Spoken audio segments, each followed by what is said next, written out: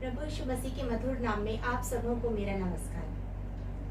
हम परमेश्वर को पिता का धन्यवाद देते हैं। हम जीवितों की संगति में पाए जाते हैं। हम इस अवसर के लिए धन्यवाद देते हैं कि एक बार फिर से हम प्रभु के चरणों के पास बैठकर उसके वचनों में मनन करने जा रहे हैं। सचमुच प्रभु बहुत महान है। उसकी दया है, उसकी करुणा है कि जब भी हम उसके पास जाते हैं खाली हाथ नहीं आते, परंतु वो हमारी प्रार्थना को सुनता है। आज अगर हम जिंदा हैं तो निश्चित रूप से कोई हमारे लिए प्रार्थना कर रहा है, क्योंकि वचन हमसे तो यही कहता है कि एक दूसरे को प्रार्थना में उठाना है। पौलुस ने हमें यही सिखाया कि एक दूसरे को हमें प्रार्थना में उठाना है। तो निश्चित रूप से इस समय हमारे लिए भी कोई प्रार्थना कर रहा है। हम आज जीवितों की संगति में हैं। हम परमेश्वर का धन्यवाद देते हैं। इस समय हम यिर्मयाह नबी की पुस्तक में से देख लेंगे। यिर्मयाह नबी और उसका 33वां अध्याय, यिर्मयाह 33 और उसके 3 वचन को मैं आपके लिए पढ़ रही हूँ। यहाँ पर इस तरह लिखा है, मुझसे प्रार्थना कर और मैं तेरी सुनकर तुझे बड़ी बड़ी और कठिन बातें बताऊंगा जिन्हें तू अभी नहीं समझता। दूसरा वचन इसमें है 6वां, देख मैं इस नगर का इलाज करके इसके निवासियों को चंगा करूंगा और उन पर पूरी शांति और सच्चाई प्रकट करूंगा। परमेश्वर अपने वचन के पढ़े सुने जाने पर आशीष दे। हम प्रार्थना करेंगे। धन्यवाद पिता परमेश्वर, धन्यवाद करते हुए इस समय हम जितने लोग सुन रहे हैं उनके साथ आपके चरणों के निकट आते हैं। आज के वचन के लिए धन्यवाद देते हैं। समय जो आपने हमें दिया धन्यवाद देते हैं। प्रार्थना करते हैं इस वचन को आशीष दीजिए कि ये 100 गुना 1000 गुना फल लाए। पिता, ये वचन बोलने वाली मैं नहीं परंतु आप हो प्रभु। धन्यवाद के साथ ही प्रार्थना उद्धार करता प्यारे यीशु मसीह के नाम से मांगते हैं। सुनिए और ग्रहण कीजिए, आमीन। इन दिनों में जो समय चल रहा है आप सभी जानते हैं, ये समय बहुत से हमारे प्रियजन प्रभु में सो गए हैं। बहुत से लोग अभी भी अस्पतालों में हैं और वो ऑक्सीजन की कमी से या लंग्स इन्फेक्शन के कारण या किसी न किसी वजह से हैं, क्योंकि कोरोना वायरस ने उनके ऊपर अटैक किया है। ऐसे समय में परमेश्वर हमसे चाहता है कि हम उनके लिए प्रार्थना करें, क्योंकि हमारे लिए प्रार्थना कोई कर रहा है तो हमें अब दूसरों के लिए प्रार्थना करना है। आज हम कुछ लोगों को हम इसमें से वचन में से देखेंगे जिन्होंने प्रार्थना की। और जब हम प्रार्थना करते हैं, हम प्रार्थना में कहते हैं हमारी प्रार्थना स्वर्ग तक पहुंचे और पृथ्वी पर पूरी होने पाए। तो निश्चित रूप से कुछ ऐसे लोग हैं, हालांकि बाइबल में बहुत से कैरेक्टर है, लेकिन उनमें से मैं 4 लोगों के बारे में आपके साथ बताना चाहती हूँ जिन्होंने स्वर्ग को छुआ दूसरों के लिए, जिन्होंने स्वर्ग को छुआ दूसरों के लिए। आज हम उन्हीं को कुछ लोगों को देखेंगे, जैसे कि हम देखेंगे निर्गमन और उसके 17वें अध्याय को। जब हम निर्गमन उसके 17वें अध्याय और उसके 8 वचन से 13 वचन तक पढ़ते हैं तो हम पाते हैं मूसा के बारे में। अमालेकियों ने उस समय इजराइल देश पर अटैक किया था। अमालेकियों ने इजराइल देश पर अटैक किया। जब अटैक किया उस समय उनका सामना करने के लिए मूसा और उसके लोग गए और वचन बताता है मूसा एक बड़े पहाड़ पर बैठ गया और वहां से वो अपने हाथों को उसने उठाया हुआ था स्वर्ग की ओर, क्योंकि वो परमेश्वर से सहायता मांग रहा था। उसने अपने हाथों को स्वर्ग की ओर उठाया हुआ था। और बाइबल कहती है जब वो थक जाता था और अपने हाथों को नीचे कर देता था तो अमालेकी लोग प्रबल होने लगते थे और इजरायली हारने लगते थे। वो फिर हाथों को ऊपर उठाता था और इजरायली प्रबल होते थे, अमालेकी हारने लगते थे। उसने इजराइल देश के लिए स्वर्ग को छुआ। उसने इजराइल देश के लिए स्वर्ग को छुआ। और बाइबल बताती है आखिर में उसके दोनों हाथों के नीचे में पत्थर को रख दिया गया और उसने उस पर टेक लगाकर हाथ को उठाए रहा और उसके बाद इजराइलियों की विजय हुई। क्योंकि जब मूसा ने प्रार्थना की इजराइलियों के लिए तो परमेश्वर ने हमेशा मूसा की प्रार्थना को सुना। आप याद कीजिए जब वो लोग कुड़कुड़ा रहे थे और परमेश्वर ने नष्ट करने जा रहा था, तब क्या कहा था मूसा ने कहा था या तो तू इन्हें क्षमा कर या मेरा नाम जीवन की पुस्तक में से मिटा दे। ये उसने प्रार्थना की, मतलब उसने इजराइलियों के लिए, उन लोगों के लिए जो कुड़कुड़ा रहे थे, उन लोगों के लिए उसने स्वर्ग को छुआ। आज इजराइल और फिलिस्तीन के बारे में हम सब जानते हैं। ये युद्ध की परिस्थिति। निश्चित रूप से बहुत से लोग परमेश्वर की प्रजा, निज प्रजा इजराइल के लिए प्रार्थना करें, क्योंकि वचन हमसे कहता है इजराइल के लिए जब हम आशीष मांगेंगे हमें आशीष मिलेगी। यरूशलेम के लिए जब शांति मांगेंगे हमें भी शांति मिलेगी। और इजराइल के लिए निश्चित रूप से वो लोग भी प्रार्थना करें, तभी आज ये युद्ध की परिस्थिति टली है।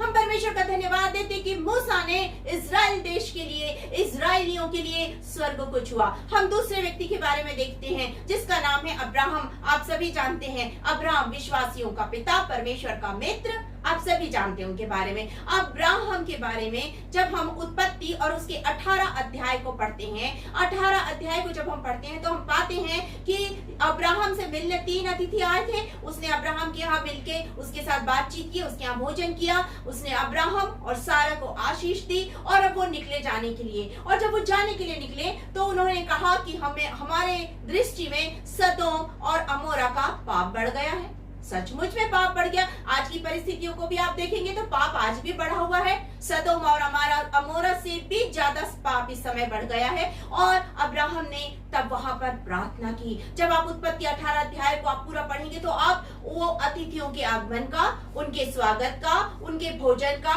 उनके द्वारा दी गई आशीष का, ये सारी बातों का ब्यौरा आप उसमें पाएंगे। और तब आप पाएंगे कि वहां पर अब्राहम उनसे कहता है कि यदि वहां पर उस सदोम और अमोरा में यदि 20 लोग मिले, पहले वो कहता 50 लोग मिले धर्मी लोग, फिर वो कहता 20 लोग, 45 लोग मिले, ऐसे करते करते वो 20 बोलता और आखिरी में फिर माफी मांग के कहता है कि 10 लोग। उसने किसके लिए स्वर्ग को छुआ? उसने पापियों के लिए, वो पाप में पड़े हुए उस देश के लिए, पाप में पड़े उस देश के लिए स्वर्ग को छुआ।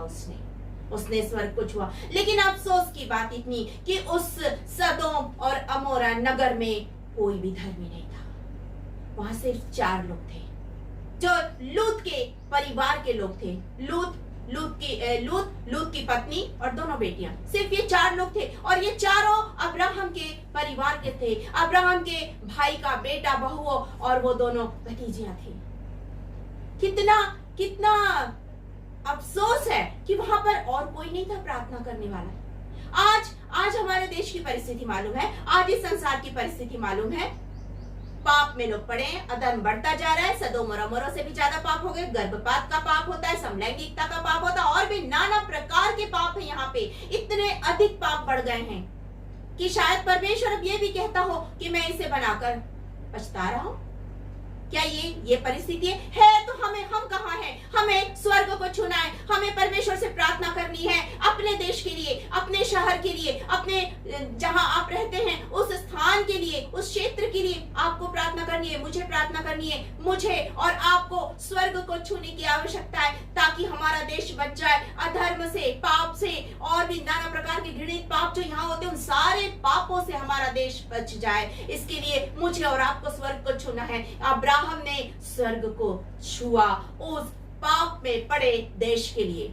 हम तीसरे व्यक्ति के बारे में देखेंगे जो पाया जाता है एस्तर की पुस्तक में। एस्तर और उसका 4था अध्याय, जब आप उसके एस्तर 4 और उसके 14 से लेकर 16 तक पढ़ेंगे तो आप एस्तर के बारे में पाएंगे। मुर्दकी वहां कहता है क्या जाने तुझे इसी समय के लिए पद मिला हो। वो पूरी जाति नष्ट हो रही थी, वो पूरी जाति नष्ट हो रही थी, उनका नाश हो रहा था। देश को वहां पर इजराइल के लिए प्रार्थना की गई थी। दूसरे हमने देखा सदोम और अमोरा नाम के पापी देश के लिए प्रार्थना हो रही थी। यहाँ हम तीसरा देख रहे जाति के लिए, वो जाति पूरी नाश हो रही थी, वो पूरी नाश हो रही थी। और उसके लिए उस वक्त एस्तर कहती है कि मैं प्रार्थना करूंगी। और उसने उपवास किया और उसने कहा सबसे कह दो उपवास करेंगे। और उस समय सबने उपवास किया, सबने उपवास के साथ में परमेश्वर के चरणों के पास सभी बैठे निश्चित रूप से। और 3 दिन के उपवास के बाद वहां पर एस्तर कहती है यदि मैं नाश हो गई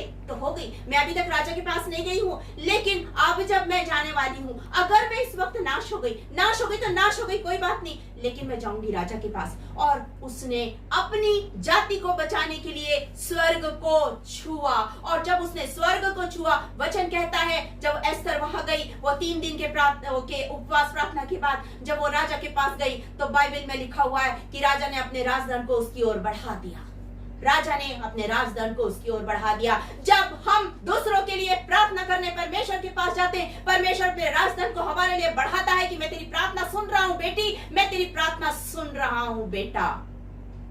क्योंकि हम उस समय अपने लिए नहीं किसी और के लिए प्रार्थना कर रहे हैं। उसके लिए वो बीमार है, वो परेशान है, वो दुखी है, वो कर्ज के बोझ के नीचे दबा है, वो शापों में है, वो बंदी है, वो शैतान के बंधनों में, नाना प्रकार की बुराइयों में पड़ा हुआ है, हम उसके लिए प्रार्थना कर रहे हैं, हम सीधे स्वर्ग को छू रहे हैं। और सबसे बड़ी बात, आज जब हम प्रार्थना करते हैं, हमारी प्रार्थना को लेने के लिए हमारा प्रभु आता है और वो हमारी प्रार्थना लेके जाता है।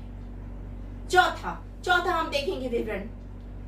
जो चौथा व्यक्ति है वो है प्रभु यीशु मसीह। उसने हमारे लिए, मैं पापी, मेरे लिए उसने स्वर्ग को छुआ, आपके लिए उसने स्वर्ग को छुआ, सारे संसार के लिए उसने स्वर्ग को छुआ। यशायाह नबी की पुस्तक और उसके 53 अध्याय, एसाया 53 और उसके 7 वर्ष को जब आप पढ़ेंगे तो उसमें आप पाएंगे उसने, परमेश्वर ने सारे लोगों के अधर्म का, पाप का बोझ उस पर लाद दिया। वो सारे लोगों के पाप के बोझ को लेकर आज क्रूस की मृत्यु सहराए, और सहते सहते जब आप लूका रचित सुसमाचार और उसके 23 अध्याय और उसके 34 वचन को पढ़ेंगे तो वहां पर लिखा है, हे पिता इन्हें क्षमा कर, ये नहीं जानते क्या कर रहे। उसने मेरे लिए और आपके लिए, वो आज भी वहां बैठ के हमारे लिए प्रार्थना करता है। उसने मेरे और आपके लिए स्वर्ग को छुआ, उसने मेरे और आपके लिए स्वर्ग को छुआ ताकि मैं और आप बच जाएं। और सचमुच महान परमेश्वर की दया है कि हम नाश नहीं हुए, हम बच गए। हम तो मृत्यु के देश में रहते थे, हम तो पाप में थे, अंधकार की शक्तियों के अधीन थे। वो जगत की ज्योति बनकर आके हमें ज्योति देकर कहा, तुम जगत की ज्योति हो। वो हमें जीवन का जल देकर कहा, हम तो प्यासे थे, भटक रहे थे प्यास के कारण, उसने हमें जीवन का जल दिया कि हम जिंदगी पाले। उसने हमें अनंत जीवन दिया। जब हम उसके पास जाते हैं, उस पर पूरा विश्वास करते हैं और उसके पास जाते, वो हमें अनंत जीवन दे देता है, वो हमें अनंत जीवन दे देता है। इतना महान परमेश्वर है वो। उसने हमारे पापों के लिए क्षमा मांगी। आज मेरी और आपकी बारी है। ऐसे समय में जब ऐसा समय आ गया, परमेश्वर के लोग आज नाश हो रहे हैं, परमेश्वर के लोग आज इस पृथ्वी को छोड़कर जा रहे हैं। आज बहुत सारे लोग, ये सारे संसार के लोग परमेश्वर के लोग हैं जो परमेश्वर के बारे में नहीं जानते। इन्हें मुझे और आपको बताना है, और बताने के पहले इनके लिए हमें स्वर्ग को छूना है, क्योंकि वचन हमसे कहता है एक दूसरे के लिए प्रार्थना करते रहो। पौलुस हमसे यही कहता है। जब हम पौलुस के बारे में पढ़ते, जब हम याकूब की पत्री को पढ़ते, तब भी हम इसी चीज को पाते हैं। हम जब पहला थिस्सलुनीकियों और उसके 5वें अध्याय 25 वचन को पढ़ेंगे तो वहां यही लिखा है, एक दूसरे के लिए हमें प्रार्थना करना है। जब याकूब और उसके 5वें अध्याय 16 वचन को पढ़ेंगे, वहां भी यही लिखा है कि हमें एक दूसरे के लिए प्रार्थना करना है। पहला तीमुथियुस उसका 2 अध्याय पहले वचन से 8 वचन हमें प्रार्थना करने का तरीका सिखाता है कि हम किस तरह प्रार्थना करें।